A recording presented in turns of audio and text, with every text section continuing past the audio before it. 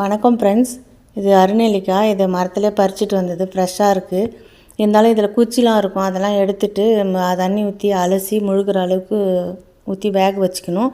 2 kilo நெல்லிக்காவுக்கு 1 kilo சர்க்கரை எடுத்திருக்கேன். இது இந்த அளவுக்கு வந்தோடனே ஒரு கொதி வந்தோடனே வெந்துட்டுருக்கோம். இதை நம்ம வடிச்சிக்கலாம். வடிச்சிட்டு சுத்தமாக தண்ணி இல்லாமல் வடிச்சிட்டு திரும்ப அந்த வாணல்லே கொட்டி இந்த 1 கிலோ சர்க்கரையில் பாதி போடுறேன், முக்கால்வாசி போடுறேன்.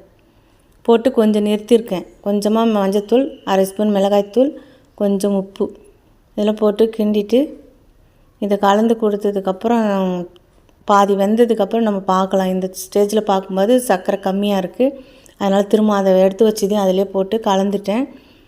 இது கலந்து கொடுக்கும்போது புளிப்பு, துவர்ப்பு, காரம், உப்பு எல்லாம் சேர்ந்து சூப்பராக இருக்கும். நீங்களும் ட்ரை பண்ணி பாருங்கள். ஜாம் பதத்தில் வந்திருக்கும். இது வெளியில் வச்சு சாப்பிட்டாலுமே இது 1 மாதம் ஆனாலும் கெடாது.